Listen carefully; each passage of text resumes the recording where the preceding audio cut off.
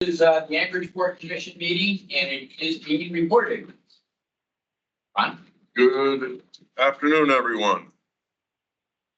We'll have a call the meeting to order, 12:02. We do a roll call, but see Kathleen, so. Steve, can you do the roll call? I'm happy to do the roll call. Commissioner Ward, Here. Commissioner Thompson, Here. Commissioner Robbins, Here. Commissioner Lashecki, Present. Commissioner Rotan, Here. Commissioner Kessler, Here. Commissioner Van Kulich, who told us he wasn't going to be here, Commissioner Trainee, Here. and Commissioner Seltzer, who is usually online, but I don't see him there today. You have a quorum nonetheless. We do have one. Yes, thank you. Not that you Steve. need one today, but you have one. Welcome everyone to the new Donulin Port of Anchorage, Port of Alaska. I'll never get that right.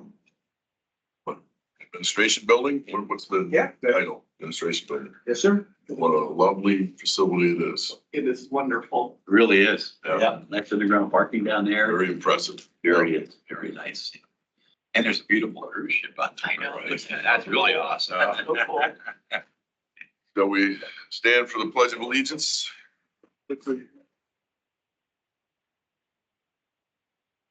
I pledge Allegiance to the flag of the United States of America and to the republic for which it stands, one nation under God, indivisible, with liberty and justice for all. The Port Safety Minute. So I picked working in hot weather. OSHA says that each year thousands of workers get sick from heat exhaustion. Thank you, Matt. I washed my ears this morning. You need to mute. My weekly ear wash.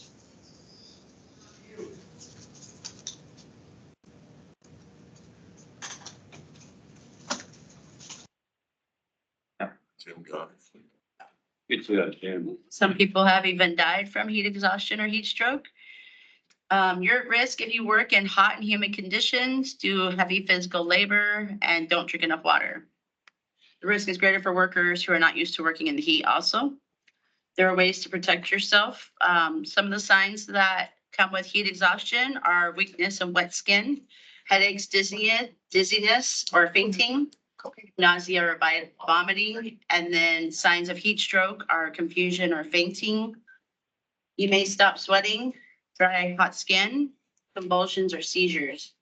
Be sure to get help and seek medical attention if you have any of these signs. Some of the suggestions you can do to protect yourself: dress for the hot weather, wear light colored clothing, loose fitting clothing, make sure they're lightweight, drink plenty of water. They say to drink water every 15 minutes when working in the hot conditions and take frequent breaks. You see a coworker or someone with symptoms of heat exhaustion or heat stroke, please speak up. And that's what I have for the safety minute. You're welcome. Anybody like to make a motion to approve the agenda? So move. Second. This was Stephanie. Stephanie, motion to approve the agenda, seconded by Mike Robbins. Any opposed? Hearing none, the agenda is approved as written. How about the meeting minutes from April 24? This is Stephanie. Move to approve. Second. Second, Commissioner Training. Any opposed? Hearing none, the meeting minutes for April 24th are approved. This brings us to the Port Director's comments. I actually have a little bit to say today. It's been, particularly, it's been a while since I've been to one of these meetings. So it's good for me to be back as well. So let me just start by saying welcome. Welcome to the new admin building. Those of you that got here a little early may have snuck around and taken a peek, but you are all welcome to do that before you leave today. So you can, we all reside on the second floor. So if you haven't spent any time down there and want to drop in and see where we are all hanging our hats now, you're more than welcome to do that. It's in a little bit of disarray. we've still got to do our interior decorating and we're gonna not contract that out. We're gonna do that ourselves. Hang up all the art that we can on the walls that we have and move into offices and the like. So it'll be a little while, maybe another couple of weeks before it actually looks like we've been here for longer than 3 weeks. But we're gonna go ahead and make it home. And as I mentioned to Captain Ward, there's a break room on the second floor for us, and there's a break room up here as well, which if any of you as commissioners are interested in using the facility to host delegation members, legislators, assembly members, Oh, really? and would like a place to use for that, this is a great opportunity up here with the observation deck on the same level. And it actually looks like a little bit of a lounging area that we set up on the east side of the building. So you can take advantage of that. You're more than welcome to do it. Okay, and we can certainly use the help. Yes, Dave. Question for Steve, could it be used for fundraising? Oh, no, I don't think so. I don't think so. No, it had to ask. it's a mini structure. Yeah. No private parties, right? We'll do something for like the munis charity that they do every year, but even then it's. Okay. No, but if there are legislators in town that maybe want to see the facility, want to, like you say, schmoozing or. Well, there's fundraising and then there's arm twisting for legislation. Yeah. Which I think are not the same thing. Actually, money at the door. Educational. Yeah. It's educational. Educational, yeah, certainly, because we use it for educational purposes with schools Right. Oh, yeah. and anybody that's coming down here that wants to learn about the port. So absolutely, in that respect. So Steve, But, we can look in the code too. yeah, because I think, yeah. I think the rules are laid out in the municipal code. What we Right. can do. I mean, I think it's worth looking, so we know. And we also can't open up the port as a municipal entity for political campaigning.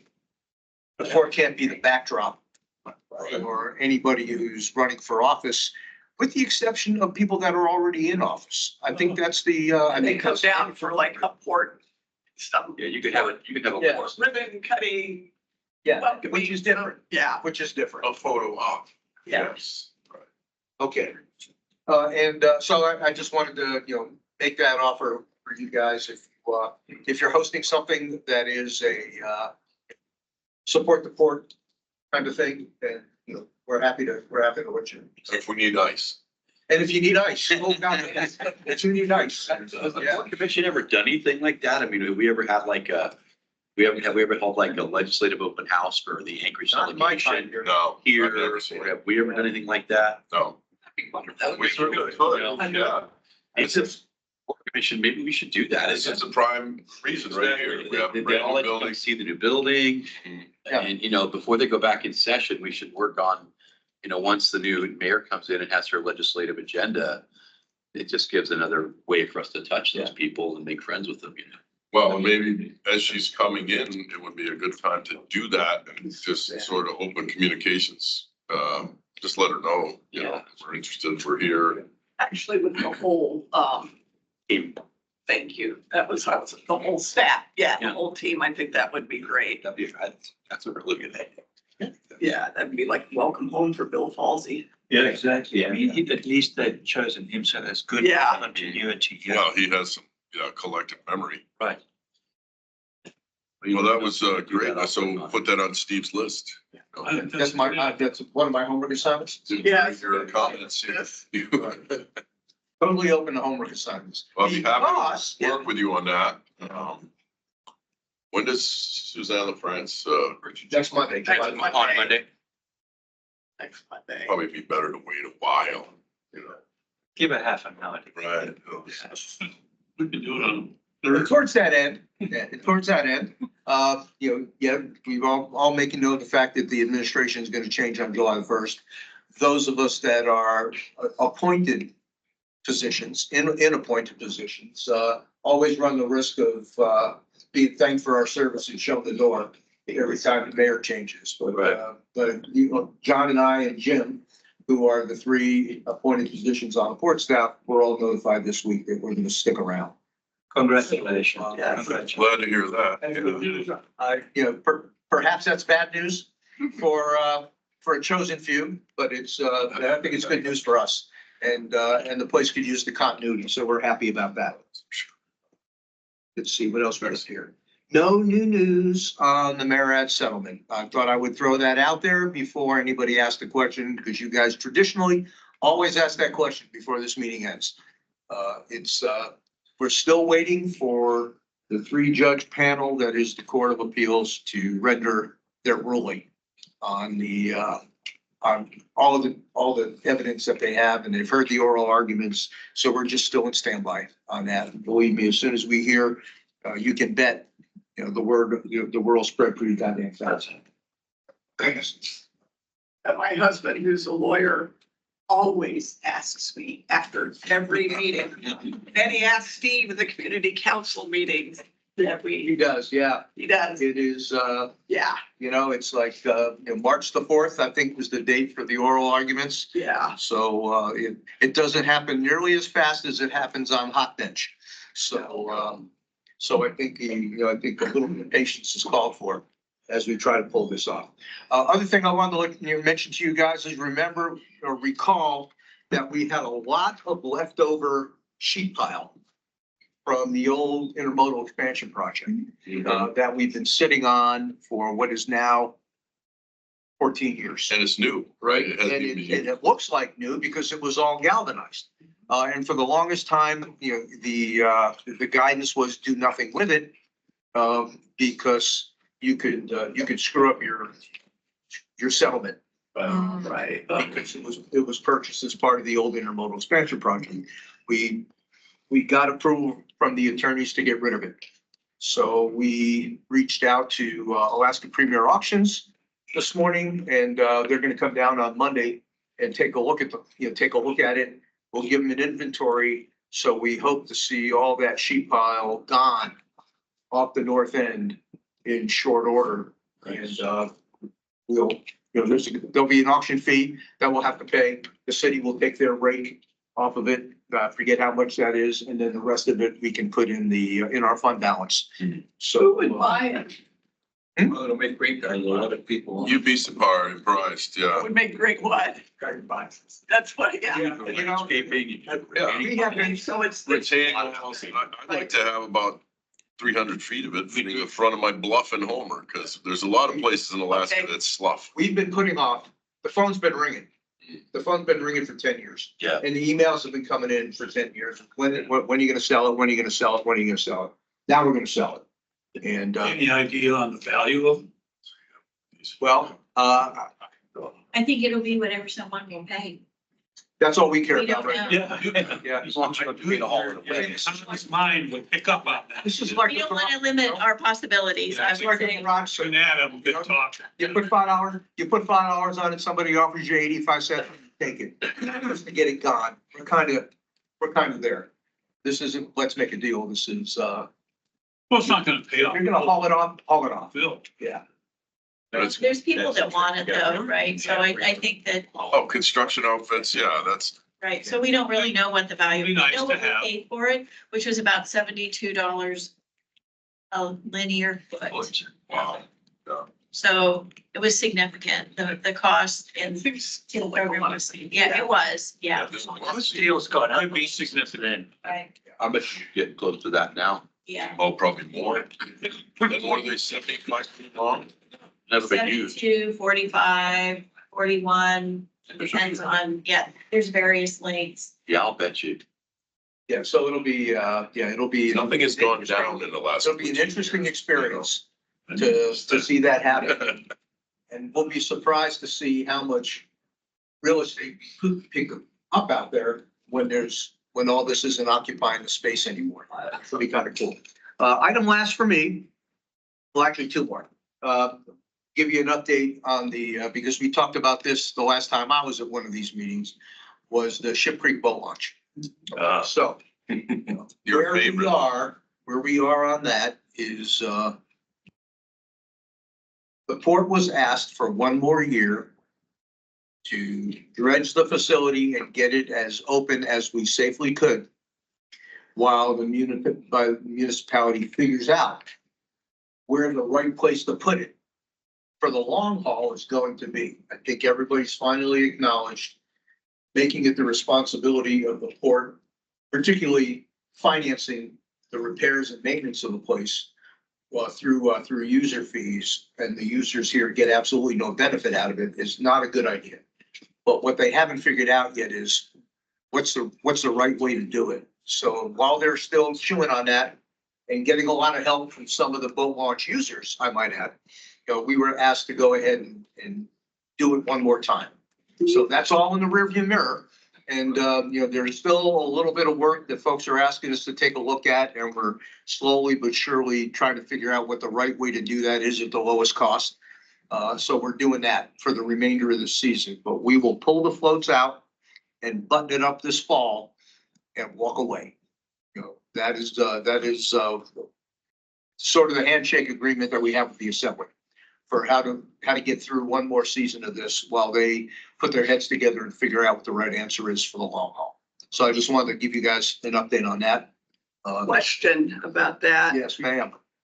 Do you think a potential outcome, you think there's a probability, a higher probability that it might go to Parks and Rec, but Parks and Rec contract with the port to keep it operational?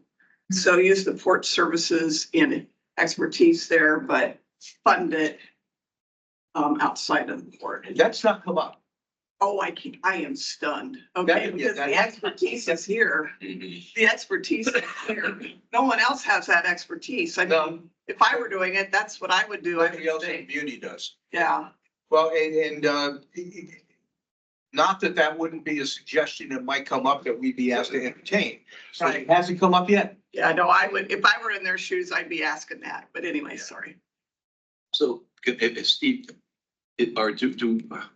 sorry for not knowing, but does our body, do we govern the decision about what happens with the? No. It's just a news update, so it wasn't, It's, and you're not asking for all of us to weigh in on it, you're just letting us know. And Well, I just didn't know sure. kind of how it fit into our role as support commission. Well, I would ask this, feel Share free, my opinion or don't. feel free to weigh in on it as port commissioners. But by law, there's no requirement for you to say anything official because there's nothing associated with the boat launch that's in the tariff. Right. That's what I was wondering. Yeah, so there's no tariff line item that is affected by this and never has been. But if in support of the port's position, you want to say something to somebody, I will never suggest you don't do that. Sometimes it's better for me not. How's that? Well, sometimes it's better for me not to, but I tend to get a speaking piece whether I want one or not. It helps if you know what we're gonna say. There may be one complicating factor in that I think we need to do more dredging permit, dredging next year. Yeah, somebody else will have to do it. Yeah. If this was the last year on the dredging permit, then whoever picks it up has got to start from scratch. And where do they dredge? Do they dredge at the foot of the launch? Or do they? Well, let's talk about what the definition of dredging is when you're talking about the Right. small boat launches. You get a couple of bulldozers, That's what I was right? wondering. You start at the top. And the reason why, the challenge is you've got to wait till you look on the calendar and get 4 or 5 days in a row of negative low tide. Yeah. So that the water is Get the hell out a there. quarter of a mile, half a mile out. And then you get in there with a bulldozer and you scrape and push. Because if you dig too deep, you're stuck in the mud. So you got to scrape and push and scrape and push and scrape and push it as far out and hope like hell it doesn't come back fast. Right. Is it going to come back? Absolutely. Will it come back fast? That depends on how far you were able to push it out. It's the same process that Alaska Marine Lines uses down here on the other side of Ship Creek for their facility. You'll see those guys out there with half a dozen bulldozers just pushing the mud as far out as they can on those low tide days. That's a commercial operation generating income. Yeah. How many people actually use the Ship Creek boat launch Well, a year? the jury's out on exactly how many. Not that But many. 1 year we counted 700 launches, not 700 users. 700 launches, and we know that there are people who come back and do it multiple times. Who come back and forth, back and forth. And I understand that, you know, J Bear does a little bit. Because they go out there and they have to, how they do it, I don't know, but it's got something to do with jet noise and whales. You know, they have some kind of machine that measures that kind of crap. And then there's the AWWU uses it to go out and test, you know, launch and recover for testing the water. So there are some other users, but recreationally, I can't tell you how many there are that come and go. And I can tell you that I've gotten emails this year because of the delayed opening of it, because nobody picked up the ball and ran until we got asked to. And it's been the same names 3 times. So my phone's not ringing off the hook with people that are worried about the boat launch. Yes, it is. Seems to me that since, you know, the maintenance and the dredging and everything is a cost to the port, which indirectly impacts the tariff decisions, this could fall into our bailiwick. Stretch, I Could think. be somewhat of a stretch. Yeah, a little, well, what your position might be is that it is unfair to ask the port users who are paying what they pay to operate the That's place. probably a better Yeah. approach. Yeah. We're paying with it to, you know, for the port to maintain a facility that benefits them in no way. That's- Except if they're recreational boaters, but those Boat are. launch is a tar baby, has So- been so for does the- years, right? Well, you know, and I've said it before too. He says, who in their right mind builds a boat launch in a part of the world where there's no water in it half of every day? Who does that? Well, obviously we do. Yeah. So we're stuck with it. And now it's, you know, what's the assembly's decision on what the best way to go forward is? So more to come on that. But I wanted to let you know where we stood this year. So you have that. It is the only improved boat launch in Upper Crook. Yeah, it's Right. important. It's actually, I think it's important. Yeah. And there I are, don't care. there are government users, fire department users, Yeah. and fish and wildlife, fish and game. You know, there are a number of government entities that use it. So So they should pay for it, but they don't pay for Well, it. So can I ask a question? I mean, Yeah. it's $150,000 that much? I mean, for the port? well, I mean, except beyond that, there's also the maintenance and I understand. repair, which you're now talking billions of dollars. And the security, It's fine, right? Mark. The security The ongoing big thing. security. And my point is, if the assembly's decision is the port will continue to operate and maintain the boat launch and pay for it with capital, you know, capital budget for it, then we'll do it. But it's gotta be a policy call, not the port director. Put you in out of the charge of it. Kindness of his heart. doing I this. agree with that. I think that they should either give it to you or take it away, Right. make you responsible for it. So then you could have some domain over it. You could put some plan together for it. You could Yeah. do something, or you could wash your hands. But I do agree with that. I just, you know, because we are an enterprise fund and not a general government Mhm. department, and it's not tax dollars that we collect down here, it's user fees. You know, Right. that how we use the user fees for the port is what I lose sleep over. And using it on a facility that the port users get no benefit from, I think is a waste, is the wrong thing to do. And give me some guidance to tell me can continue to do the wrong thing, and I'll continue to do it. But I'm not gonna voluntarily decide to do that with the money these folks give us to maintain the port they use. That's what it's all about. And that's the philosophical conversation we constantly have. It needs to be a conscious, explicit decision. It has to be. But I think we should look at it too, like as in similar to when we had the discussion about the tariff. That this is the municipality's port that they pay to dock and unload it. So their fees are, I mean, it's not their, I mean, I get, you know, it's sort of, you reverse it a little bit there. It's like, so I just want to, you know, sometimes I think it's good for us to do things for the community and So can I just say something? And with the approval of the port users, I'm happy to do that. So the This is structure. their money. The structure of our enterprise doesn't allow us to do that. So the structure of the enterprise is to support the operation of the enterprise. So unless the Ship Creek Boat Launch is It's part of it, I is agree. part of Yeah. what we do, But which is not now. No, but we're not boat launch. That's not what it says in the code. So the fact that if we were a regulated utility, we would not be able to do that. And the fact that it's only this much money or that much money, right? So you're asking all of our users of these docks to pay for that money and collect it in their user fees when the structure by code is you will set the tariff to cover the operational costs of the port, period.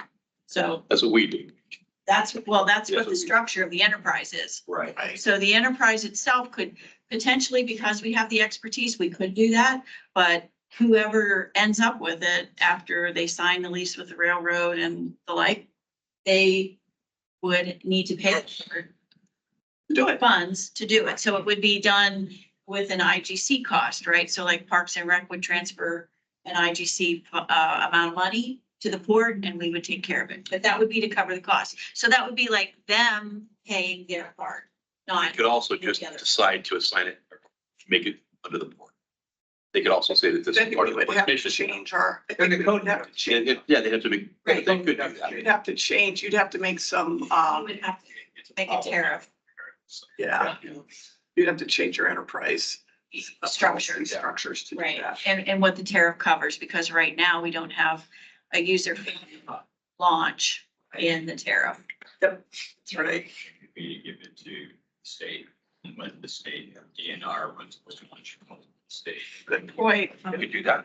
So that's, so hopefully all of that is getting discussed in those circles that have to make that decision. But I just, like I said, I wanted to give you guys the latest update on what's cooking with that. And item last for me, I don't think I have ever generated this much discussion and the list of things that the port director just brought up at this, that before. So this is pretty cool. We've reached out to the Anchorage Police Department and the Anchorage Fire Department because now we have an empty office space over there and an almost empty transit shed. To, you know, to give them an opportunity if there's any kind of fire or police training that might be, that having an empty building to play in until the wrecking ball swings on it could help serve their purposes. They're welcome to come down here and do it. So we've made the overture. I think the police department's coming down this afternoon to do a walkthrough of the old offices to schedule something to come down here and do some training with whatever they choose to do. So we figured that it's the least we can do with this municipal facility that's been vacant. If you can serve a training purpose for first responders, let's go ahead and let them have it for as long as it's going to be there. So just wanted to let you know that was on the plan. And that's all I have. Steve, I have to ask because my guys are asking me daily, weekly, what's going on with the PCT as far as getting some oil moved across. Yeah, the latest on the PCT is that we're very close to having a contract arrangement with Marathon for the fuel. And the way the process has been set up is Marathon has agreed to provide the fuel, but we have to sign an agreement with them. This will be the first time and the last time for a very limited period of time that the port actually owns fuel. Yeah. So making that happen has been a bit of a challenge because it's out of the ordinary. The latest wrinkle in that was Marathon. The terms and conditions in this contract for Marathon require us to get certain kinds of insurance. Right. And risk management has said, we're unable to get you the insurance coverage that Marathon is asking for. So we're in negotiations with Marathon for now what do we do? How do we hold you harmless? How do we assure you that we're not going to hold you liable for a part of this process that you have no part in? So we're working through that. The other part of it is some modifications to the valve yard have to happen to further tie in the PCT plumbing to the stripping lines. So under separate contract with Utilhoven, both approved by the assembly and both funded, Utilhoven's doing some modifications to the piping so that we can give the give the users a little bit more assurance that they're able to use the stripping lines fully. Because there's some concern that they can't do that. So all of this is in the works. The goal is to be done with all the modifications to the POVI by the end of July. And by the, sometime in the month of August, we will have figured out how we're gonna solve this line fuel for Marathon issue and get this thing done before fall. It's the price you pay when you do business with the government. And we move in the speed of government. It's been interesting because Marathon is treating us like a customer. So they're asking for W-4s, the last 3 years, Yes. financial They're documents. setting you up as a vendor. As a customer. No response. Yeah, where the government trusts us ain't flying. So we've got to, we've Yeah. got to, It's a come up with the painful evidence. process. Come up with the evidence that we're not going out of business tomorrow Yeah, it's a painful and can process. pay our bills. And all this So that's good. because one of the users is requiring you to flush the line with fuel instead of water. Yeah. Which is acid. Well, we are where we are. We are where we are. Well, because where we are is coming up on 2 years since the dock was finished. I got a calendar too. I know. Yep. It's hard to imagine. Yeah. Any other questions for Steve? Hearing none, we can move to the operations and maintenance section of the staff reports. Ronnie Poole. All right, so Steve copied half my notes, so I'll see if I can come up with something real quick. We scratched this boat launch thing off. I'm just kidding. So yeah, like Steve said, Ship Creek dredged and requested floats are installed. I think I heard somebody say, how our maintenance staff is qualified, and I like to say that, the best maintenance staff, most versatile maintenance staff I've ever seen. And they do all sorts of things, work with the JLG, with the cruise ship or Madsen, or, doing spring cleaning, helping us hang stuff on the walls. It's just, again, those guys do it all, with a good attitude. We got the North Float installed for the construction that's going on out there. So mainly that North Float is used for that construction this year. And I know that John Daly's not here, so I'll steal one of his things that he's got a new North Float ordered and should be coming in either into this year or next year. As you guys can see, Captain Obvious right here, got the West Dom cruise ship at T1. I want to thank Almar and Holland America for all the hard work that they put in, all the questions that they're getting from passengers about how this overnight thing works. And so we really appreciate everybody's input on that, and we're learning a lot from that. I like the cruise ship. I mean, I like the cement ship as far as at PCT. So this is our second one this year, and they're scheduled to leave tonight. And so I can't remember how many days, but it seems like it's been real quick as far as their operations this time. It's rained. Yeah, there you go, Ron. Yeah. Nice weather. We want to thank the man upstairs, Yeah. not the landlord either, for making that happen. And pretty, that's what we got as far as operations and maintenance. Thank you. Ron, man. Yes, please. Simon Nashetsky here. Can you tell me the number of cruise ships that are due this year? This year, 3. 3, that's. Being overnighters. Okay, thank you. What do you think about taking one, Simon? No, I mean, if you want to get rid of me, you can. Yeah, one way or the other. I'm just kidding. Hey, yes, sir. Ronnie, what's the purpose of that second checkpoint? That's for the cruise ship operations. They checkpoint 1 deal with the normal traffic, and then whatever points that they have, instead of holding the gate traffic up down there, at checkpoint 1, we run them on through checkpoint 2. Okay, great. Thank you.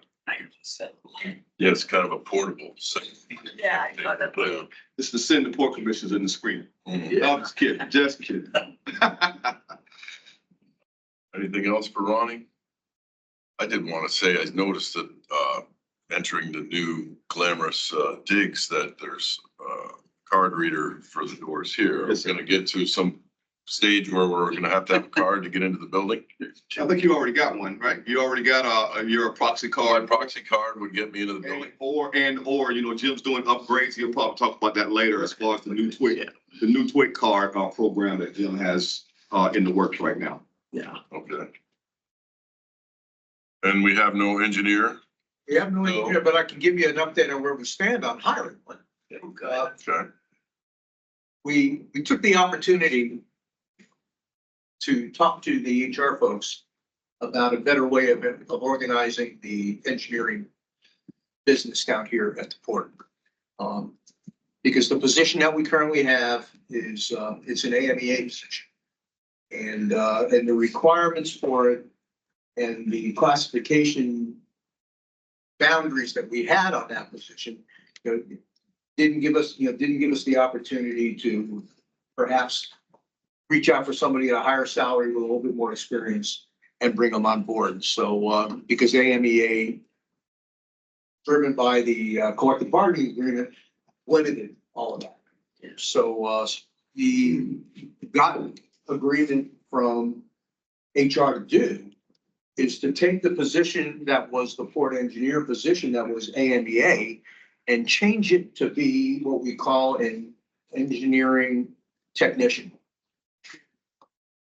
And make that a subordinate position, create a new one for a port engineer that we could put at a higher grade, and make it supervisory. The challenge in the past with making a non-represented position for the port engineer was that every classification for a non-represented engineer in the municipality required them to be a supervisor.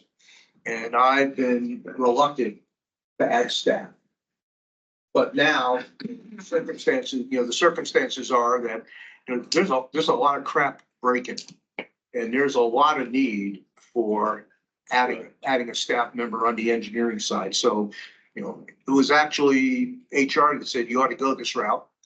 So, and I think it's the right thing to do. And if we get this technician position, then we can have that person share with PAMP engineering to do some of those, do all the right to change orders, do any drawings that will be required, do all the paperwork that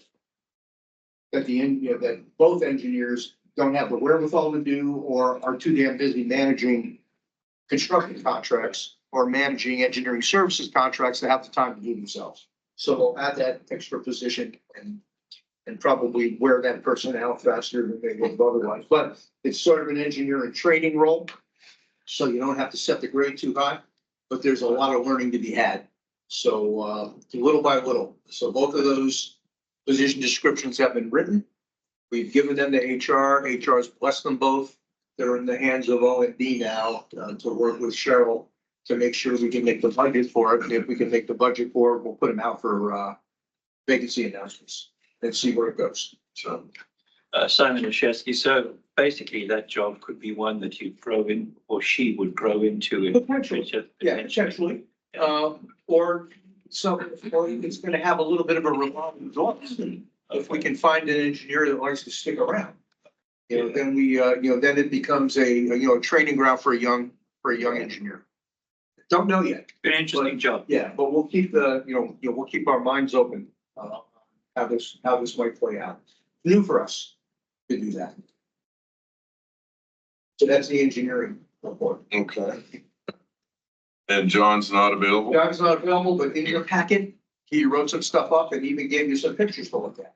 I saw that. How things are going on the north end. They're going gangbusters out there. I gotta tell you, it's, if you can remember, I don't think anybody here was on the Port Commission back when we started that out there.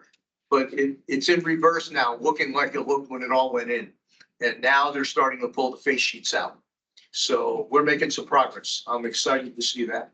And there's a big old pile of dirt out there, that everything that got pulled out from behind the cells is in a big pile out there. Where's it going? Yeah. Yeah, that was my question. Right, 'cause that's a lot of fill. Yeah, well, anything that has potential for reuse is being piled up out there. Everything else, we've got approval to dump an inlet.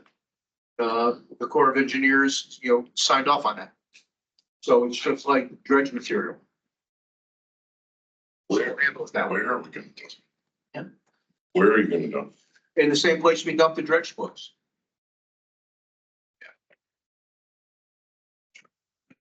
These the sheet piles that are for sale. No, Yeah. no, No, those aren't even on the table for any discussion about how we're gonna get rid of those yet. Yeah. And, So those so when we will- come out here, when they come out here for a tour, yeah, when they come out here for a tour, we'll kind of point to that and say, see that? You know, that's not on the inventory sheet we gave you, but let's have a conversation about those too. The ones you remove. Yeah. There's a bunch of it. It's always easier to pull stuff. Yeah.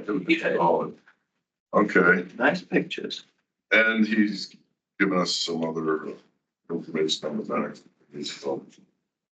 But it looks like there's a slowdown on a, well, 2-month delay federal permitting on the north extension. Didn't that get fixed? We had 2 months worth of delay while the process was going, but beyond that, and we're at work now.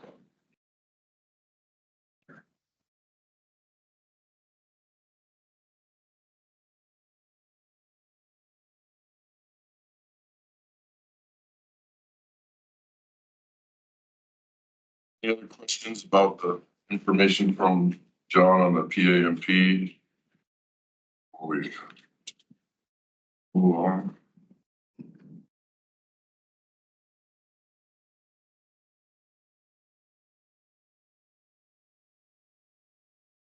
Hearing none.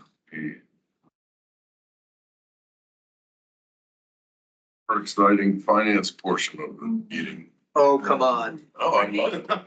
It is ever exciting. Right. Money makes the world go round. You can't do anything without it. You gotta make it. So, We'd be lost without you. that's right. Well, I like to count it, so. So not much exciting, but very encouraging to see that our year is shaping up to be a great on target year. Everything, I was interested to see how the estimate for the surcharge works out. I was for between the budget and the actual, I think there'll probably be a little bit of adjustment, given that I basically made those estimates not knowing exactly how things are gonna turn out. So we may, towards the end of the year, get to see a little bit of a disparity, but nevertheless, I'll make those adjustments in next year's budget for 25. So our budget to actuals will be a little bit more in line, but so far so good this year. We're at 42% through the year, and our revenues are right on at 42%. So I think everything all green lights. Personnel services, we have a little bit of a lag due to us not paying for an engineer. So that staffing vacancy has provided us with a little bit of a lower percentage budget to actuals. Nothing exciting in the non-labor yet, as this isn't May. A lot of times we'll see everything come back on track after the summer when a lot of the work for regular port maintenance is done. You'll see your legal services are still hanging in there with the money left over, and I think that the bills for Safeguard have been very shiny. Thank you. So we don't expect there to be a problem with staying within that budget. So that's the numbers. Any questions on that? We can discuss or move on to tonnage, which looks to be, again, steady and a little bit more than 23, a little bit tiny bit less than 22. So 22 was a banner year. That's kind of like the marker year that we like to look at. So going forward, I think we're in great shape. Sure. I might go back up to the debt service. Uh-huh. I may have missed it. Why is that number so low?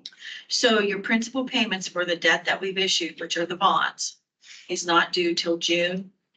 A payment in June, payment in December. So since this is May, the money that you see here is the interest that we're paying on our short-term borrowing line. So we have our $40 million short-term. That's the interest, the monthly interest. So you can math it out pretty quick. It's about between, depending on rates, $140,000 to $155,000 a month for that $40 million. So that's the 708. And then when you get June's, you're gonna see it's about a $1.3 million principal payment that will make. So in addition to our $40 million line of credits. So you'll see that, track as soon as we make that payment. So how much would that next payment be? The net, the principal and interest on the bonds are gonna be 1.3. So that's 2 million, so that's about half of the total. Okay, all right, I'm with you. Thank you.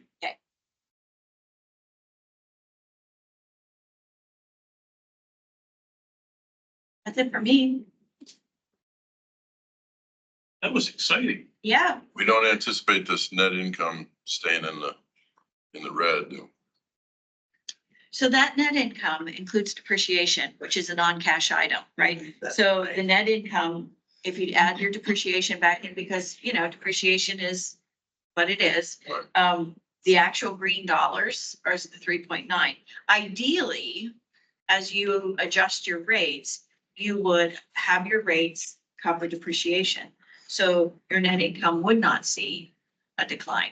But remember back when we started to have that conversation about depreciation, if we just went straight to 100% depreciation, it would have been rate shock.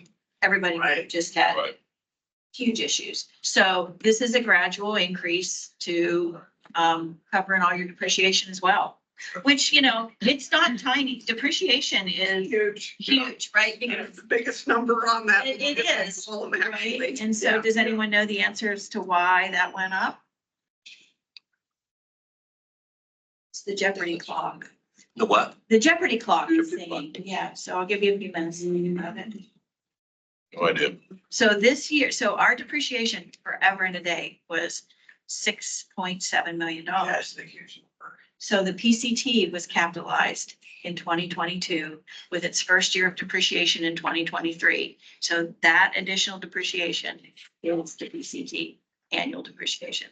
So Thank you for, Yeah. because that was gonna be after Ron asked his question, I was gonna ask about the depreciation, because I'm looking at that going, that's a gigantic. it number. is a gigantic number and it'll just continue to grow. And so- it's not money, but it's, yeah, It is if you want to replace it. it When is. you want to replace it. Absolutely it is. It absolutely is, but it's not money out the door right Right. this second. Right. Yeah. So really the goal is when our grandkids are sitting around this table running the court in 30, 40 years, that they don't have to sit around, when it's time to replace something, going, where the hell is the money gonna come from? Where's the lawn? Yeah. Yeah. Thank you, Cheryl. Yep. It did turn out to be exciting. All high study. Programs, policy and security. Yeah, Jim. All right, well, I will continue in Cheryl's vein, talk about money. So it's been grant season. Grants that we have out soaking right now, fiscal year 24 for infrastructure development program grant, we're asking for $102 million for Terminal 1 construction. We should hear about that this fall sometime. We should not apply for mega MPDG grant this year. Traditionally, our PIDP and our MPDG grants are the same grant, just rewritten for the funding sources. Because of some requirements in the MPDG grant, we just determined that we really weren't well aligned for that money this year, and we just focused everything on the Port Infrastructure Development Grant Program. They're both DOT programs. It's basically the same piles of money. We are in for two different fiscal year 24 EPA Clean Ports Program grants. One is for a planning grant that is 100% federal funds to plan a program. And then the second one is the deployment grant. What we're asking to do is to go out and purchase a couple of a couple of electric and a couple of powered hostlers and some fueling infrastructure so that we will install that and basically test to see if electric or hydrogen fuel cell powered hostlers work for us. If they do work, the expectation is that we'll rotate or we'll basically turn the whole fleet into either hydrogen or electric powered. Both the basic truck is the same truck they're both basically electric.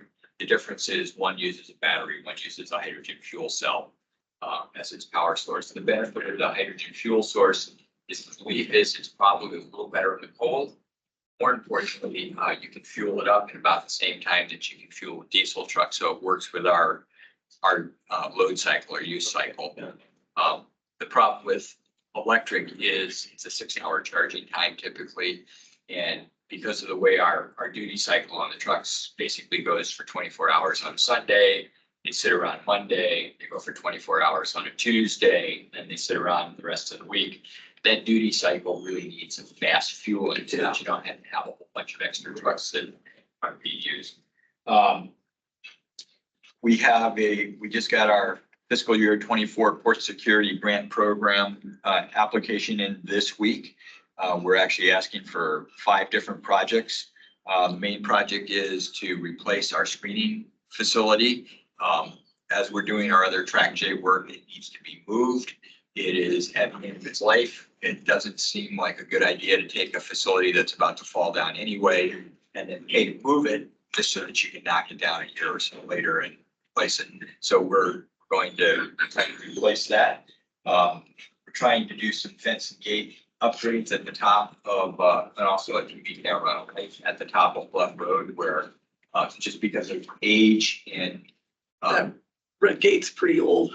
it's old. We actually had a security breach right after high school graduation where 3 individuals managed to skinny underneath that fence and get down onto the port. So we had an actual breach. You know, I never thought about that, but I could easily roll under there. I mean, I've never even thought about it, but oh yeah, I could fit under there. I can tell you, we went up and stood there. I think I could get under it, but I would not say it would be easy. I don't know. At 18 anymore. Yeah. Yeah. But anyway, so we've also, I mean, that Oh, fence is 20 years old. Yeah. It's on a steep bluff that is in seismically active area with all kinds of growth. It needs some love. So we're looking to upgrade that or repair that. We'll also, we have an old television camera that's relatively low resolution. So we want to replace it with a higher resolution television camera and put a street light over it, just to improve our visibility. The third project is for signage and light improvements along the entry area. We needed to do that for years, so we got a grant application and that should come in through the front gate. We are we're in the process of replacing that front gate guardhouse right now. That will happen this summer. Fourth one is some CCTV upgrades that is part of our ongoing cycle of upgrading cameras. We have, I won't say how many, but a lot of cameras.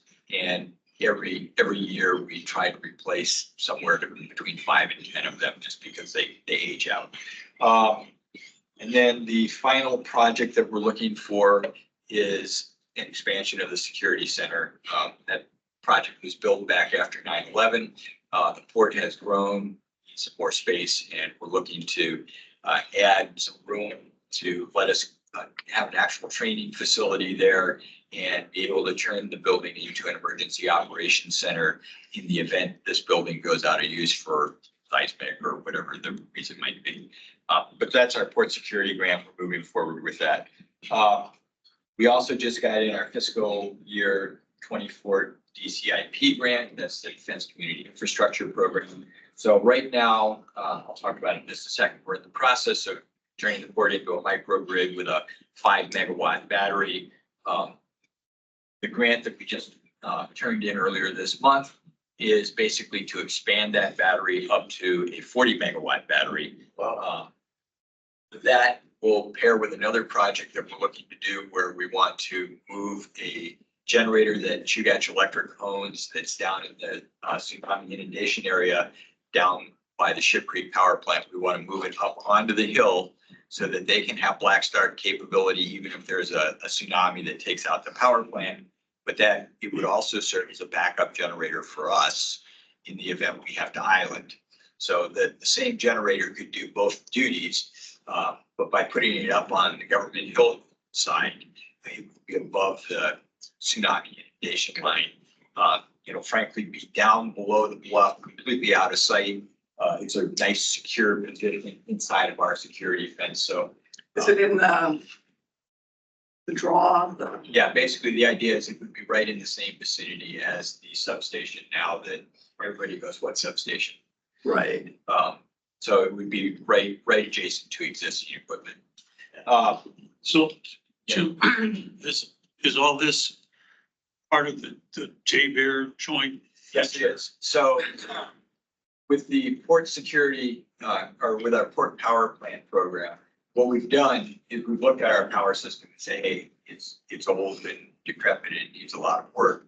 And we've broken it down into a bunch of small projects. Each individual project has independent utility.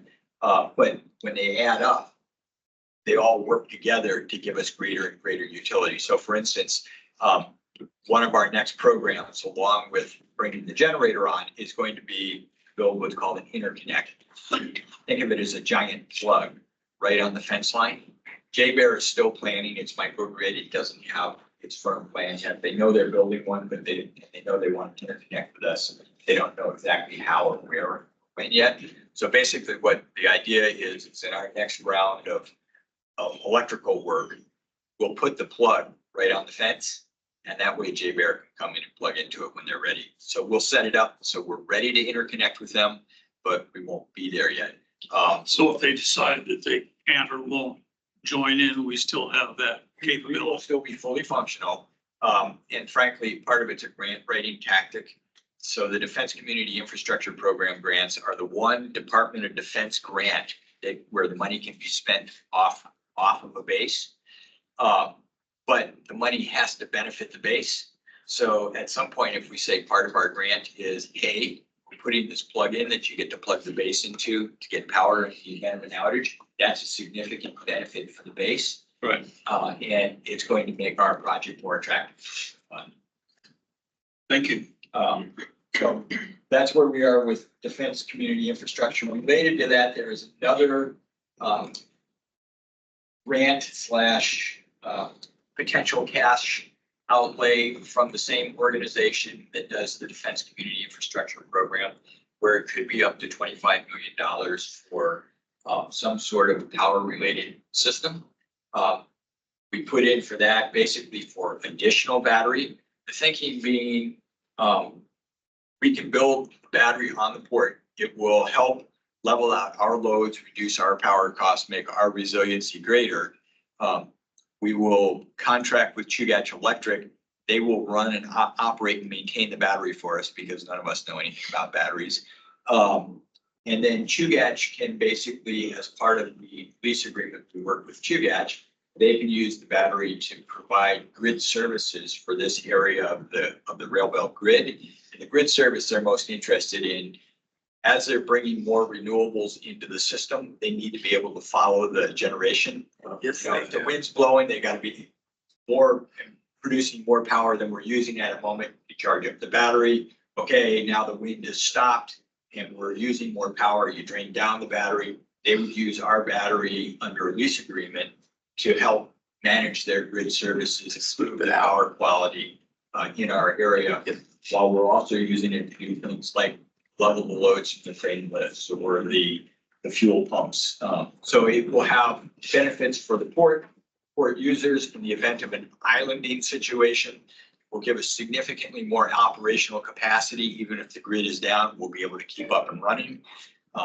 So it's sort of an everybody wins deal that we're going for.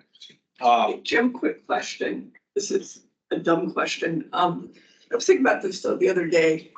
Does J-Bear get, I assume Chugach supplies Yes, J-Bear they do. Well, power, but then I started to wonder about that. they provide Chugach power, but Chugach also has its own utility, Doyon Utilities, that has a landfill gas plant over on the far east side, right next to the landfill.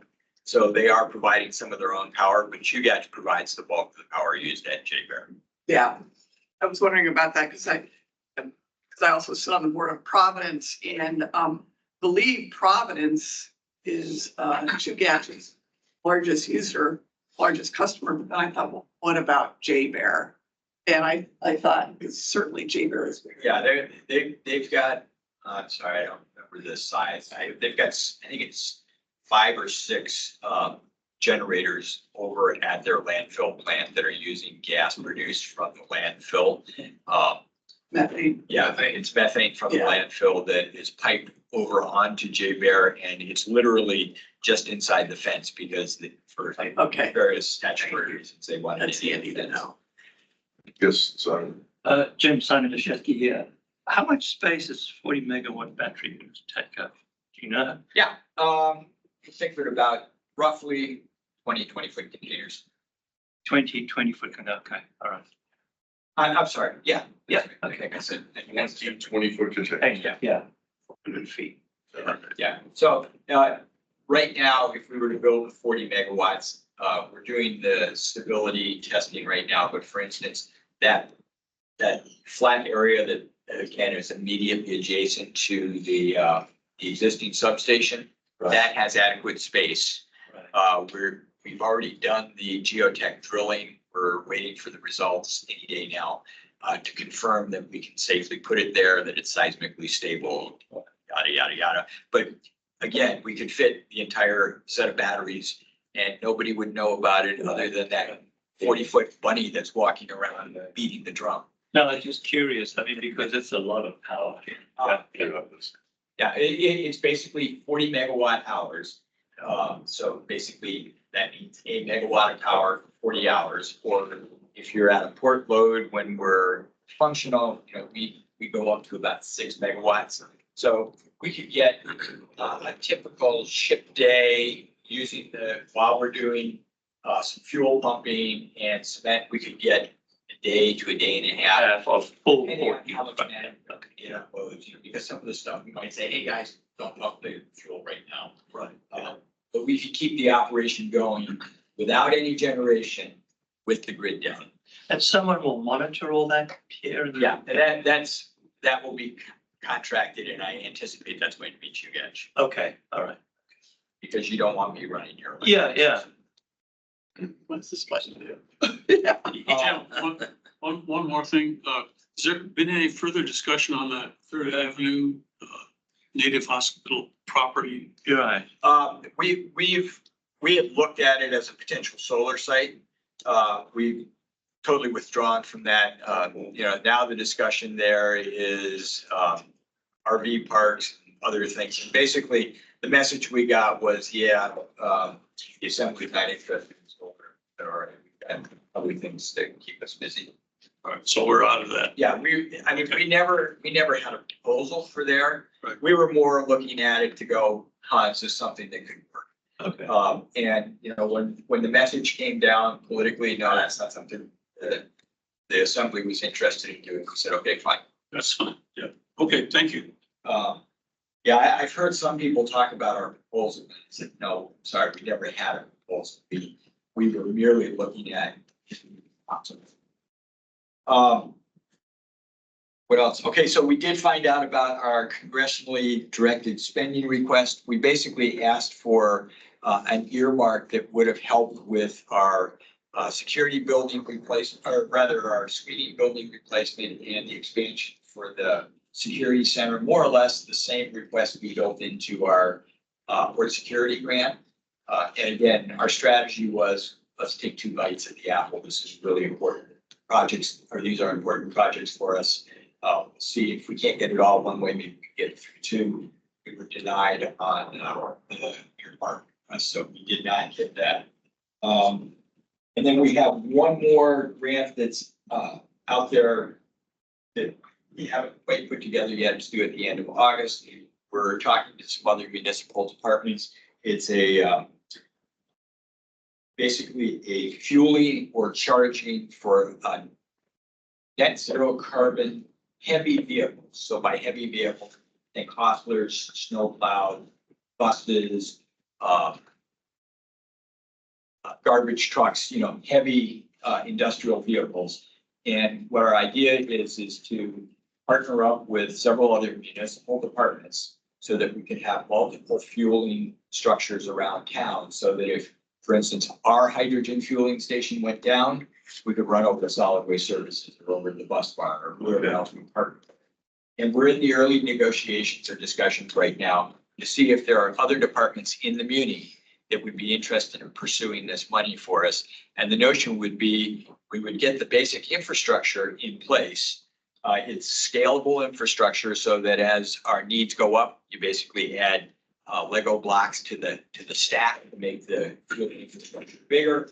And we would have redundant fueling stations around town for municipal vehicles or port-related vehicles, so like tote mats and where they could charge up or fuel up, depending on whether we go electric. Sorry about that. And Don't ever apologize for freedom. so anyway, we anticipate we'll be going after that grant. And there's another grant that EPA that AWWU is doing a similar deal. So somehow the muni is going to have 1 or 2 grant applications this summer for fueling infrastructure for net zero carbon fuels for heavy vehicles. Other things, we're working on our cybersecurity compliance. We've got all of our stuff turned in. We're waiting to hear back from the Coast Guard on what's next. Our access control system upgrades are proceeding slowly.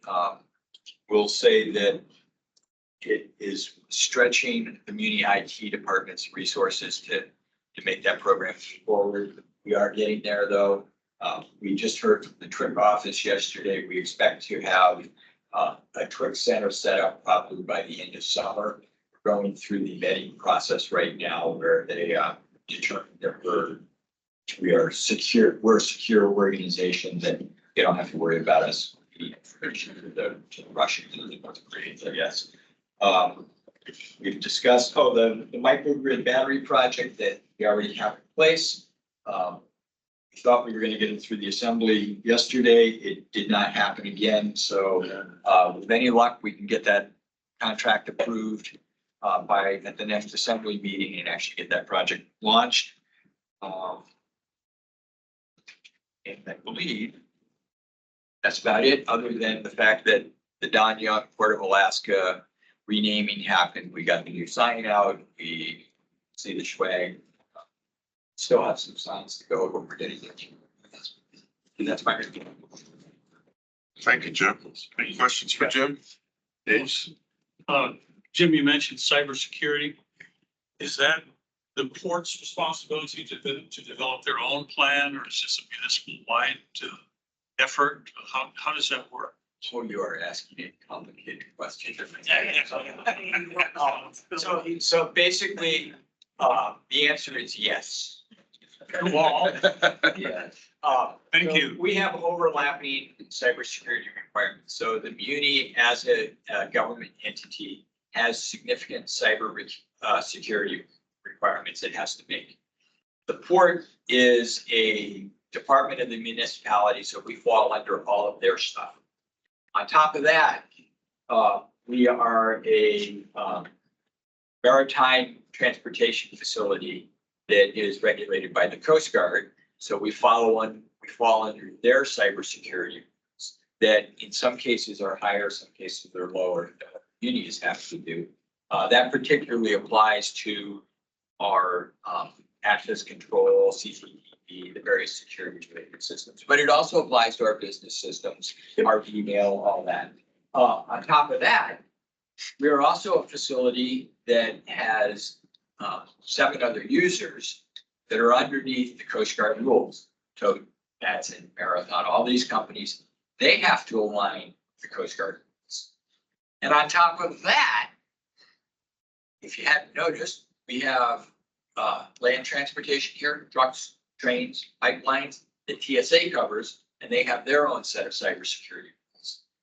And we're trying to basically bring it all together and align with everybody's rules. And my gray hair. Follow-up question. I had all of this time assumed the answer would be no because the, municipality, but now I'm wondering, do we have cybersecurity staff, we the port, or are we, right? That's what, so who's honchoing all of that? Is it you? Oh my God. Through us. You're the cybersecurity. This used to be my field of work and it's a yeah, I don't need to tell you. And so I had assumed that we were just users of the community's The cybersecurity. community actually has a chief cybersecurity Yes. officer. Yeah. who's retiring next week. Oh, great. Um, Oh, God. Yeah. So if you're interested, I'd help. Yeah. No, but it's really, it's a, It's really Yeah. tough right now. It's getting, and it's really something now. yeah, I know yeah, I used to work at GCI and Oh, yeah. so I'm very well acquainted with this space and oh my God, I just assumed that we were being handled by the municipality. Oh, we are in part. yeah.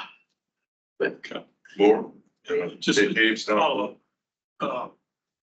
So just to clarify my thinking, you have the municipal sort of blanket level of security. And then layered on top of that, we have all these extra requirements because of our specific function. Okay. And so the layers then become the responsibility of the port. Or the individual users. And that's part of where it gets complicated. So we are different than most other ports in the country, where most ports do not have a single facility security plan. They'll have a plan where the tote terminal will have a plan, and the Matson terminal will have a plan, and the Marathon terminal will have a plan. And the Coast Guard can go in underneath their individual plan and say, hey, tote, what's your cyber deal? And they can use their facility security plan with tote to basically leverage the cyber security. Here at Port of Alaska, we have one facility security plan for all of the users, and we're landlords. We have no right of entry or control over most of how the individual users run their operation. So we can't tell them, hey, you need to use this cyber system, or your chairs have to be this color, or whatever. So the Coast Guard now comes in and says, okay, Anchorage, we need you up to this cyber standard. And I go, great, we can make sure the port's up to that cyber standard. But we have no authority over Tote, Marathon, all these other companies to make sure they're up to the cyber standard. So what we did is we got with CISA, that is not a regulatory agency, they're an assistance organization. That's the infrastructure protection and cyber and infrastructure security protection. Yeah. And they helped us come up with a plan where basically we wrote our cyber annex for the facility security plan. And then we had a sub annex for each one of the port users that they have submitted. And part of the reason it's taking the Coast Guard so long to reply to our cybersecurity annex and say, yeah, looks good, or change this, is they are now working with each individual user to go through and make sure each one of their security plans aligns with what the Coast Guard wants. I noticed J Bear wasn't part of that. You know, any cyber work with them? They're not a tenant. Yeah, they're not a tenant. No, but Share. we've got a connection to them. So We are connected, and we have, that falls under our normal beauty portfolio. Oh, Yeah, that's- that's It's more a physical security thing okay. than a cybersecurity thing. Okay. Just the neighbor relationship. Simon, Leszewski, what is our cyber risk here of being hacked? I mean, I don't want a 50-page thing. I mean, The good news is we're a bunch of knuckle dragging truckers. that's kind of what you're I not thought. connected to the internet. Well, so for instance, right now, the big deal in ports, everybody's worried about cranes. And Right. because all the cranes in the country, or most of them, are coming from China, and they're worried about cranes. Well, our cranes came online in like 1971. Right. They have no connectivity. I was about to say, they don't know what the internet is. Okay. Yeah. So, I mean, that's, We could put all of the information on our crane in Russian and Chinese just to make it easy for them, but they can't connect to it because there is no connectivity. So we're good. Now, do we have a problem today? No. Will the cranes, when we get our new cranes in yeah. a few years? Yes. We're in the lucky position, though, is that this is a really hot topic right now nationwide. Huge, And the yeah. ports of Los Angeles and Long Beach and places like that are spending lots of money to figure out a solution. Right. And Steve is ready to go. We'll take 3 of those, and get them in one. Yeah, Yeah. because I mean, they have all automated trucks and Yeah. all of that whole, yeah. yeah. Yeah, there it is. I mean, and here it's, And I suspect we will in a few years And too. that's, it's buying the cranes anyway, right? Well, not that relieves us That of the doesn't relieve us. responsibility. No, but Yeah. they're obviously watching it too, because they're dealing with it in Hawaii and LA, Oakland, yeah. But Okay. like we said, we're gonna, in this particular case, our timing's good because we can sit back while all the battling goes on. And then Steve can say, I'll take 3 of them. Can I get white?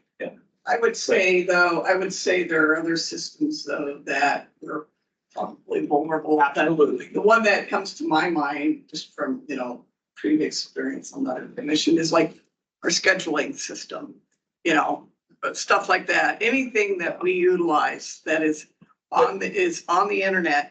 will be vulnerable. That's absolutely. And I'm sure it's targeted. I am sure your cybersecurity guys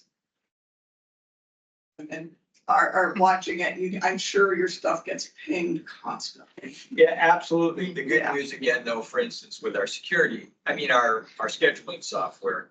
Yeah. We're really, while we're maybe not knuckle dragging troglodytes, we're still troglodytes in that, Yeah. we have some online connectivity. But if you killed it tomorrow, Ronnie can pull out his yellow legal pad and figure it fix out. the Yeah. problem. That's what I use right now. Yeah. I'm just kidding. Our system doesn't live and breathe based on the cyber. Same thing, everybody asks about our valve yard. Well, the only way we have some automated valves, but you gotta be standing next to it, pushing a button. It's not. It's not, you don't drive it from here. Right. We're not uploading fuel from home. No, There is These something to things be, are changing.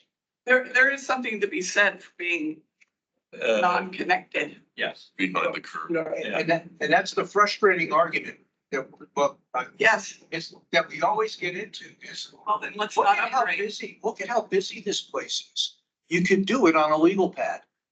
So how much sophisticated software do we actually need to bring on board to run this board?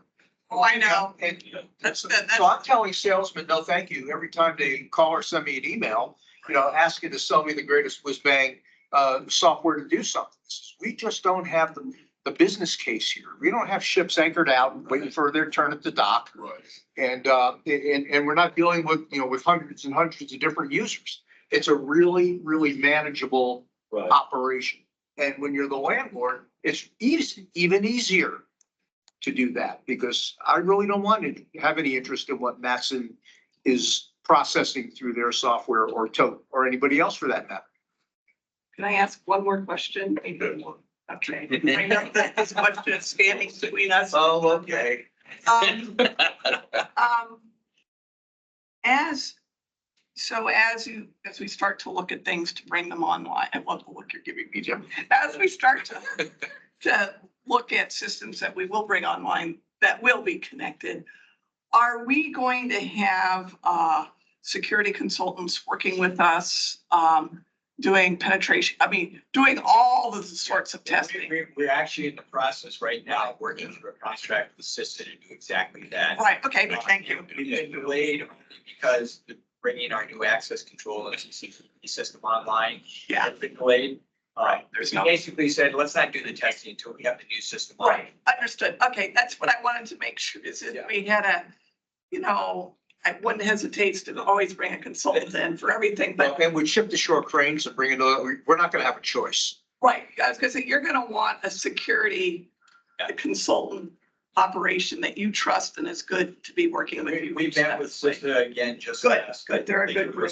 Thursday. Yeah, they're a good. It sounds like you're angling for that. Yeah. No, I noticed it's a little IT office right over here. Right, no, but no, this is a huge. And frankly, the only reason we don't have the contract in place yet is the Muni Attorney's Office is Hey, so. Bill.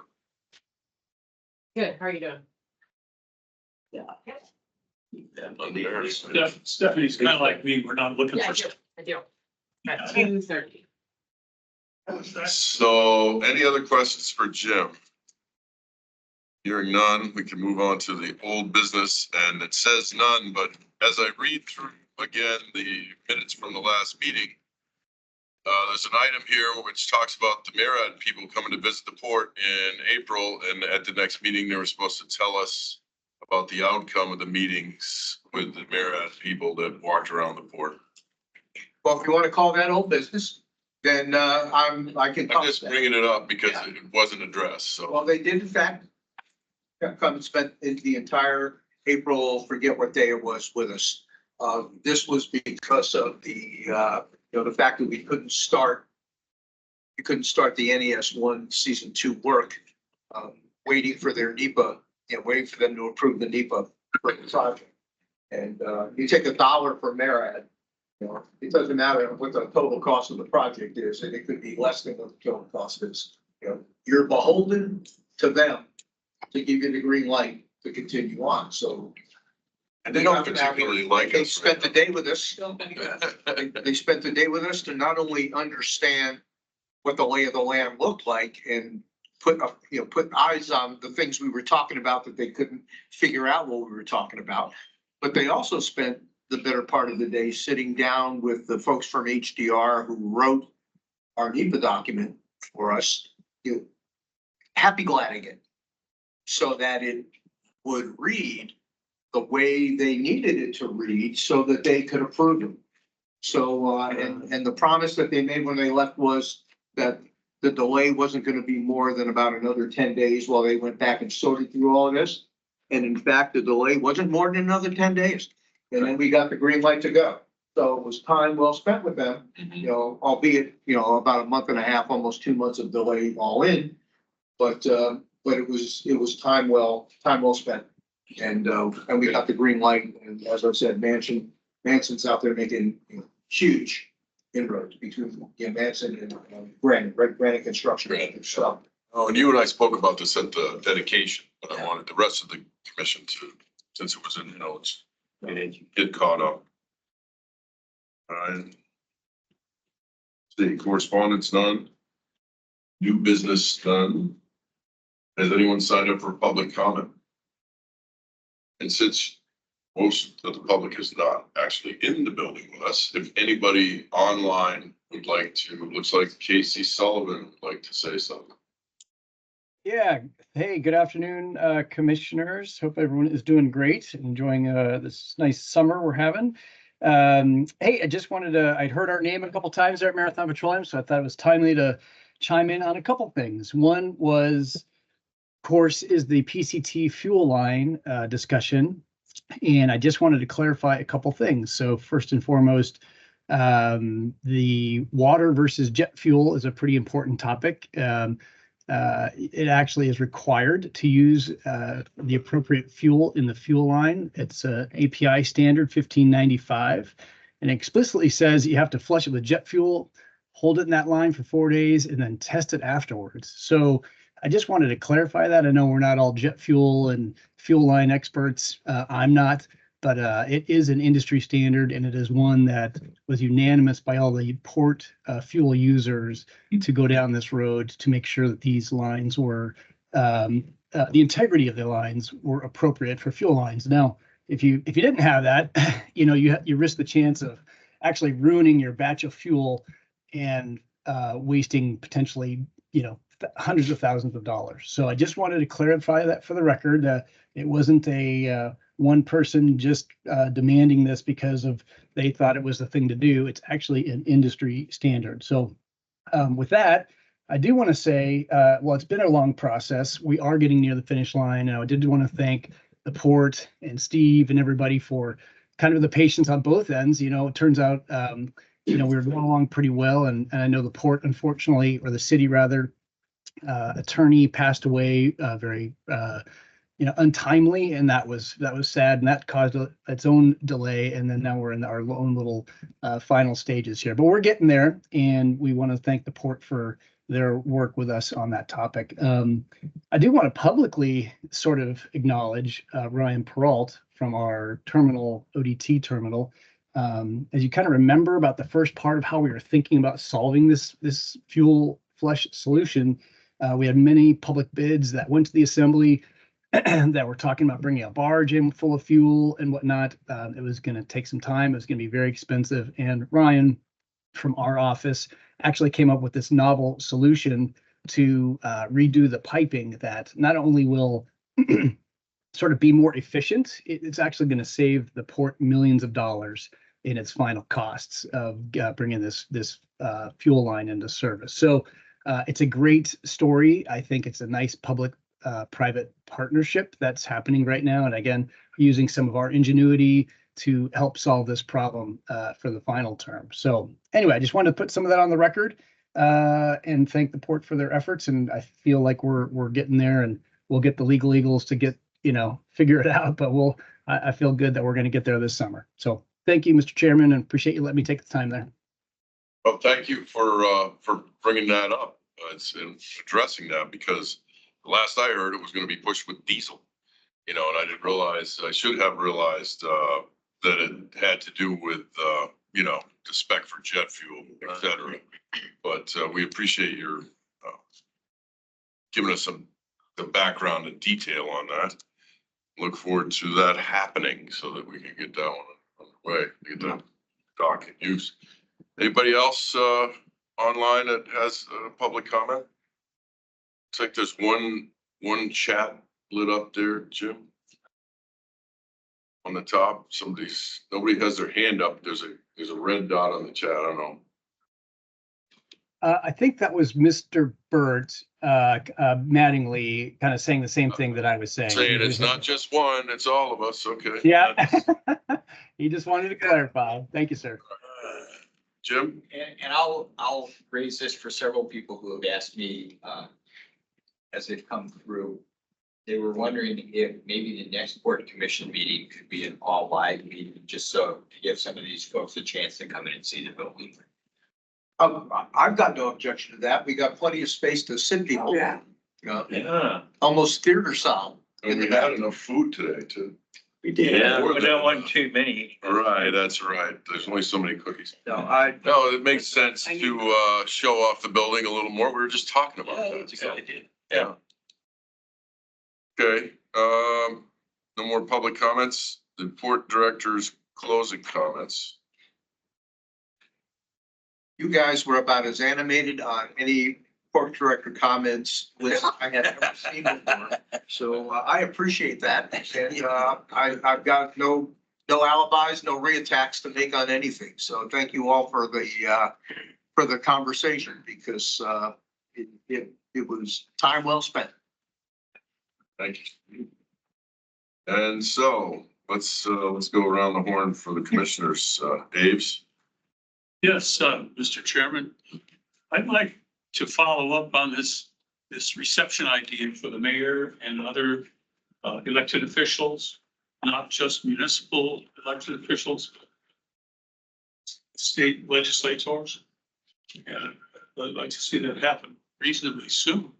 As a total welcome to the new mayor, and welcome to the new building, and welcome to the project, and share the view. Feed them some cookies and coffee and soda. Well, if the commission wants to take the lead on that, we're happy to play host. Well deflected. Yeah. Well, the summer seems like the ideal time. You get the new mayor coming in. Normally, some Lisa is sometimes around, Dan. Yeah. Cool. When Ken, are you thinking? gosh, I don't know. Idiot. I'm gone till mid-August. I'm gone most of August. Okay. Shoot for September. September. Yeah, I mean, I think by then people will start to. How about early September? Yeah. You won't be moose hunting games? No. Okay. Thank goodness. First week of September after the. Yes. All right. Well, I September. tell you what, I'm willing to take the lead on that. And I'll co-chair with you if you want. Yes, Mike and I will co-chair that effort. Can you provide some clerical support if we need to send Sure. letters? Or- Sure, happy to do that. Okay. And some money. Yeah, but. Well, I'll tell you what, we'll dip into all those, we'll dip into all those boat launch proceeds. There you go. You didn't want to reanimate Maybe the a box of conversation, Ritz crackers Steve. and a can of Coke. I thought you would, yeah. But I was just thinking maybe we could be boat launch too. Ooh, okay, let's not reanimate that conversation. Okay. That's a good idea. Yeah, that's a real good idea. And maybe Stephanie can do the IT section. Spreadsheet. Speaking of troglodytes, yeah. Yeah. Stephanie, do you have any comments? A good meeting. Thank you. And love the new digs. I have no comments other than that. I think it's a great idea and, I think Stephanie is gonna be our cybersecurity conscience for a little while. that means going, oh my God. Okay. In September, we're saying. Yeah. Peggy, No comments. Jim, I think you're gonna have, mayor should have some of the civic members here too. Oh, yeah. oh, no, definitely. Everybody. No, Yeah, yeah, we're talking yeah. about everyone, absolutely. Oh, yeah. Not just the mayor, no. Municipal elected officials. That's a community reception, right? And then if, I watched this every Sunday meeting and they don't have real touch with this part, What some of the comments with the battery system, I have no idea what to do. with it. Yeah. Yeah. Dick, I fully intended to include Sorry. the essential workers, Yeah, yeah. absolutely. no, I think it makes complete sense. And anybody from Washington that happens to be around too. We'll invite them. Yeah. And legislators from Juneau, Right. anybody, sure, the governor. But we had quite a good turnout for the rededication. But it was more about Dawn than it was really the Yeah. port. I So, think the governor would be a good one to have here because there's legislation where they want to try and unify the ports, put them into straight control. I mhm. don't want to see that happen. I don't know, but I don't think anybody does want to see that happen. Is that, There's some That legislation. legislation that's proposed to, what is it, a port? oh, to create a port authority? I don't want to Sort see of, that happen. port authority. God. It is kind of died. It's not got I any know, it's traction trying at to, all. it's good to re-touch with the government, to make sure he understands. It's not good for the state of Alaska to do that. We can't even get the assembly to get up to speed on things. How are we gonna get Juneau to be, I mean, that would be. Yeah, but they'll make decisions without being up to speed on there. Oh, that's true. They do it all the time. It's an uphill battle all the time. Okay, so definitely, as many as we can on the reception. Simon? I'd just like to congratulate you on your reappointment and that we've got continuity. That to me, I was kind of worried about that. Here, here. Thank you. Absolutely. So we've said most of it. New digs, love the digs. Like what you've done with the place. Look forward to seeing how the pictures go up and, yeah. Yeah, that gives us a couple of months to, like I said, we're not gonna contract out the interior decorating. It's nice to know I can slide under It's the gonna be all red gate about and us. get ice anytime I need it. You gotta tell me where this gate is. It's up on. I probably Middle can't slide under it. They can't either, man, just wishful thinking. Okay. Yeah. All right. Very good meeting. All right, so next meeting. We probably, I don't know, let's see. Can we do it in August or do we want to wait and try to do it in September before No, the I- reception? Sorry, we should do it in August before the reception. Okay, when are you here? When are you back in August? I'm not back until I'm here the mid-August, so. first 12 days of You know, August. the later, the better in August for me. 28th August. How about that? I'm not, You know. I'm gone. Oh, yeah. You are, all of August? Well, after, from the 13th through the end of the month. Bad attitude. Can't do it that week of the 7th or. But you could call in. Yeah. We do the 7th. That's right. You can call in. Oh, Oh, you're, Yeah, do we on at 12 hours? You know, well, let's see, what we got for August one? especially for the. 13th. I don't have my phone. All right, the 13th is a Tuesday, so. Seven, 14, 21, 28. The 12th, so what? What about September? That's a Monday. Yeah, we You know, always if do we're it. gonna do this, we're talking about doing this reception first part of September. I think would be smart for us to meet at least 2 or 3 weeks in advance of the Oh, absolutely. event. I know we'll do a lot of the planning. I think it's a good idea to get us all the same. I would suggest for our event, we do that the second or third week of September. Yeah, I wouldn't get much in, I'd say second or latest. So, yeah, okay. So you get that third week, you got school. Yeah. We meet I actually think, Mike, did we throw out the first week of August, like fourth, fifth, and Yeah, sixth? can we do the first week? Oh, it has to be the 7th. We do 7. You can, I'll have to call in. I'm gonna be in Maine. But Yeah, I think that the chances of getting all of us at one spot. in the summer is rough. It's Yeah. gonna be, But you said- As long as you have a cool background, you can call in. Oh, absolutely. Yeah. Yeah. Well, and you know, this will give you a month and more before the Yeah. actual event, so Right. it probably makes sense. What about for the port staff? Is that a problem? August 7th? I won't make anything work. Okay. I don't. 7th, August 7th. Yeah, later in the month, the Association of Pacific Ports has their annual conference and it is out of the country this year, so, Yeah. Where? I forget if it's the second year or Taiwan. Nice. Oh, Wow. What a minute. Really? You Yeah. Harriet? I'm jealous. And you're going by cruise ship? Yeah, I need a caddy. I'm gonna bring my clubs. I'll need a caddy. So. Okay, Yeah. can I sign up? Yeah. I don't know about golf, but I'll caddy in Taiwan. All right, so tentative, August 7th? Sure. Next meeting? That's September, it's there Okay. now. And it's, there. Yep, great. That looks August 7th. that looks good. I just put September up in case you wanted to start in eyeball with a date to have your event. I think the week of the 9th, That looks good for me. I think that's a good weekend. because I'm back in town on the 1st. Or you don't But want we to can do a lot of this work ahead of time. Yeah. Mike. Or which week is later? That's an assembly week. Yeah, that's for some, so you don't want to do it the 10th. No. Maybe after the meeting, assembly Do it meeting? on a weekend? Do you know what dates of the assembly meeting? The 10th, he said. Tuesday, So the Tuesday, 10th is the assembly meeting?